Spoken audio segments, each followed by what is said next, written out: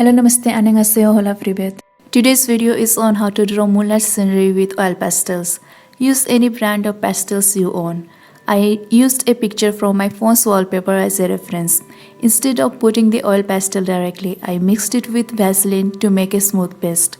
Then I used this mixture to blend, making it easier without needing tissue paper or a paper stump. If you have watched my previous videos on oil pastel blending, you are familiar with this method. Make sure to carefully watch the entire process. I have speeded up the video so you won't have to skip any parts. I hope you enjoy the drawing.